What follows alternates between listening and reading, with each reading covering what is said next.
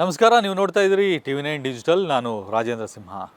ರಾಜ್ಯದ ಹೈನೋದ್ಯಮದಲ್ಲಿ ಹಾಲು ಉತ್ಪಾದನೆಯಲ್ಲಿ 2ನೇ ಸ್ಥಾನ ಹೊಂದಿರುವಂಥ ಜಿಲ್ಲೆ ಅದು ಕೋಲಾರ. ಯಾಕಂದರೆ ಕೋಲಾರ ಜಿಲ್ಲೆಯಲ್ಲಿ ಪ್ರತಿನಿತ್ಯ 7ರಿಂದ 7.5 ಲಕ್ಷದಷ್ಟು ಹಾಲು ಉತ್ಪಾದನೆ ಮಾಡಲಾಗುತ್ತೆ. ಜೊತೆಗೆ ಇಲ್ಲಿನ ಕೋಲಾರ ಜಿಲ್ಲೆಯ ಸುಮಾರು 1 ಲಕ್ಷ ಕುಟುಂಬಗಳು ಈ ಒಂದು ಹೈನೋದ್ಯಮದ ಮೇಲೆ ಅವಲಂಬಿತವಾಗಿರುವಂಥದ್ದು.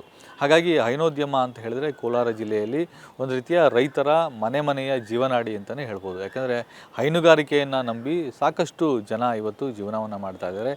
ರೈತರು ಕೂಡ ಕೋಲಾರ ಜಿಲ್ಲೆಯಲ್ಲಿ ನದಿ ನಾಲೆಗಳಿಲ್ಲ ಹಾಗೂ ಮಳೆ ಇಲ್ಲ ಅಂದರೂ ಕೂಡ ಹೈನೋದ್ಯಮವನ್ನು ನಂಬಿ ತಮ್ಮ ಕುಟುಂಬವನ್ನು ನಿರ್ವಹಣೆ ಮಾಡ್ತಿದ್ದಾರೆ. ಹಾಗಾಗಿ ಕೋಲಾರ ಜಿಲ್ಲೆಯಲ್ಲಿ ಹಾಲಿನ ರೈತರಿಂದ ಖರೀದಿ ಮಾಡುವಂಥ ಹಾಲು ಖರೀದಿ ದರವನ್ನು ಹೆಚ್ಚಿಗೆ ಮಾಡಬೇಕು ಅನ್ನೋ ನಿಟ್ಟಿನಲ್ಲಿ ಒಂದು ದೊಡ್ಡದಾದ ಹೋರಾಟ ಕೂಡ ಆರಂಭ ಆಗಿರುವಂಥದ್ದು. ಯಾಕಂದರೆ ಈಗ ಕೊಡ್ತಾ ಇರುವಂಥ 34 ರೂಪಾಯಿ 40 ಪೈಸೆ ಏನಿದೆ, ಅದಕ್ಕೆ ಬದಲಾಗಿ ಸುಮಾರು 10 ರೂಪಾಯಿ ಅಂದರೆ ಲೀಟರ್ ಹಾಲಿನ ಮೇಲೆ 10 ರೂಪಾಯಿ ದರವನ್ನು ಏರಿಕೆ ಮಾಡಬೇಕು.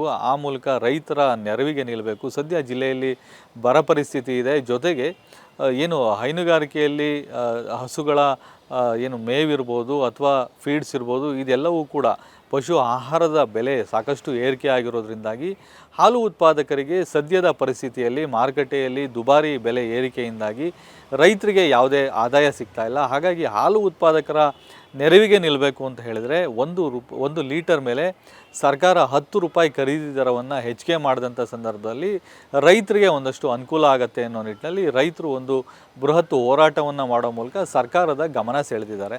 ನಾವು ಬೇರೆ ಬೇರೆ ರಾಜ್ಯಗಳಿಗೆ ಹೋಲಿಕೆ ಮಾಡಿದಂಥ ಸಂದರ್ಭದಲ್ಲಿ ಕೂಡ ಹಾಲಿನ ದರ ಸಾಕಷ್ಟು ಕಡಿಮೆ ಇರೋ ಕಾರಣದಿಂದಾಗಿ ಕೋಲಾರ ಸೇರಿದಂತೆ ಕರ್ನಾಟಕ ರಾಜ್ಯದಲ್ಲಿ ಹಾಲು ಖರೀದಿ ದರವನ್ನು ಏರಿಕೆ ಮಾಡಬೇಕು ಅನ್ನೋ ಒಂದು ಧ್ವನಿ ಏರಿರುವಂಥದ್ದು. ಜೊತೆಗೆ ಇತ್ತೀಚೆಗೆ ಕೆಲವೊಂದು ಸಭೆಗಳಲ್ಲಿ DK ಶಿವಕುಮಾರ್ ಅವರು ಮಾತಾಡುವಂಥ ಸಂದರ್ಭದಲ್ಲಿ ಕೂಡ ನೀರಿಗೆ ಹಾಲಿನ ಬೆಲೆಯನ್ನು ಹೋಲಿಕೆ ಮಾಡಿದಂಥ ಸಂದರ್ಭದಲ್ಲಿ ಹಾಲಿನ ದರ ಕಡಿಮೆ ಇದೆ, ಹಾಗಾಗಿ ರೈತರಿಗೆ ಹಾಲಿನ ದರವನ್ನು ಹೆಚ್ಚಿಗೆ ಮಾಡಬೇಕು ಅನ್ನೋ ಒಂದು ಪರೋಕ್ಷವಾದಂಥ ಅಭಿಪ್ರಾಯವನ್ನು ಕೂಡ ವ್ಯಕ್ತಪಡಿಸಿದ್ದಾರೆ. ಹಾಗಾಗಿ ಆ ಒಂದು ನಿಟ್ಟಿನಲ್ಲಿ ಈಗ ಸದ್ಯ ಒಂದು ರೈತರ ಹಾಲು ಉತ್ಪಾದಕರ ಧ್ವನಿ ಕೇಳಿ ಬರ್ತಾ ಇರುವಂಥದ್ದು ಹಾಲಿನ ದರ ಏರಿಕೆ ಮಾಡಬೇಕು. ಜೊತೆಗೆ ಸರ್ಕಾರ ಈಗಾಗಲೇ ಒಂದು ಲೀಟರ್ ಹಾಲಿಗೆ 5 ರೂಪಾಯಿ ಪ್ರೋತ್ಸಾಹಧನವನ್ನು ಏನು ಕೊಡ್ತಾ ಇದ್ದಾರೆ, ಗುಣಮಟ್ಟದ ಹಾಲು ಕೊಡಲಿ ಅನ್ನೋ ನಿಟ್ಟಿನಲ್ಲಿ ಸರ್ಕಾರ ಪ್ರೋತ್ಸಾಹಧನವನ್ನು ಕೂಡ ಕೊಡ್ತಾ ಇರುವಂಥದ್ದು.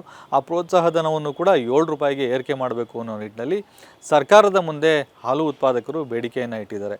ಕೋಲಾರ ಜಿಲ್ಲೆಯಲ್ಲಿ ನಾವು ನೋಡಬೇಕು ಅಂತ ಹೇಳಿದ್ರೆ ಸುಮಾರು 1100 ಹಾಲು ಉತ್ಪಾದಕರ ಸಂಘಗಳಿದ್ದಾವೆ, ಮಹಿಳಾ ಹಾಲು ಉತ್ಪಾದಕರ ಸಂಘಗಳಿದ್ದಾವೆ. ಹಾಗಾಗಿ ಇವರೆಲ್ಲರೂ ಕೂಡ ಪ್ರತಿನಿತ್ಯ ಕಷ್ಟಪಟ್ಟು ಹಾಲು ಉತ್ಪಾದನೆಯನ್ನು ಮಾಡ್ತಾ ಇದ್ದಾರೆ. ಹಾಗಾಗಿ ಆ ಒಂದು ಕೋಲಾರ ಜಿಲ್ಲೆಯ ನಾವು ಹಿನ್ನೆಲೆಯನ್ನು ನೋಡೋದಾದರೆ ಜಿಲ್ಲೆಯಲ್ಲಿ ಏನು ನದಿ ನಾಲೆಗಳಿಲ್ಲ, ಮಳೆ ಇಲ್ಲ ಅಂದರೂ ಕೂಡ ಜಿಲ್ಲೆಯ ರೈತರು ಹೈನೋದ್ಯಮವನ್ನು ನಂಬಿ ಒಂದು ನೆಮ್ಮದಿಯ ಜೀವನವನ್ನು ಮಾಡ್ತಾ ಇದ್ದಾರೆ. ಮತ್ತು ನಾವು ಬೇರೆ ಜಿಲ್ಲೆಗಳಿಗೆ ಹೋಲಿಕೆ ಮಾಡಿದಂಥ ಸಂದರ್ಭದಲ್ಲಿ ಕೋಲಾರ ಜಿಲ್ಲೆಯ ರೈತರು ತಾವು ಎಷ್ಟೇ ಬೆಳೆ ನಷ್ಟವನ್ನು ಅನುಭವಿಸಿರ್ಬೋದು, ಅತಿವೃಷ್ಟಿ ಅನಾವೃಷ್ಟಿ ಆದಂಥ ಸಂದರ್ಭದಲ್ಲಿ ಕೂಡ ಎದೆಗುಂದದೆ ತಮ್ಮ ಜೀವನವನ್ನು ನಡೆಸೋದಕ್ಕೆ ಪ್ರಮುಖವಾದಂಥ ರೈತರಿಗೆ ಬೆನ್ನೆಲುಬಾಗಿ ನಿಂತಿರುವಂಥದ್ದು ಹೈನೋದ್ಯಮ. ಹಾಗಾಗಿ ಹೈನೋದ್ಯಮವನ್ನು ಗಟ್ಟಿಗೊಳಿಸಬೇಕು, ಹೈನೋದ್ಯಮವನ್ನು ಬಲಗೊಳಿಸಿ ರೈತರಿಗೆ ಅದೊಂದು ರೀತಿಯ ಆದಾಯದ ಒಂದು ಮೂಲವನ್ನಾಗಿ ನಾವು ಸಮರ್ಥವಾಗಿ ಮಾಡಿಕೊಟ್ಟಂಥ ಸಂದರ್ಭದಲ್ಲಿ ಕೋಲಾರ ಜಿಲ್ಲೆಯ ರೈತರು ಈ ಒಂದು ಹಾಲು ಉತ್ಪಾದನೆಯನ್ನು ನಾವು ಹೈನೋದ್ಯಮ ಅಂತ ಏನು ಹೇಳ್ತಾ ಇದ್ದೀವಿ, ಆ ಒಂದು ಉದ್ಯಮವಾಗಿ ರೈತರ ಕೈ ಹಿಡಿಯುತ್ತೆ. ಹಾಗಾಗಿ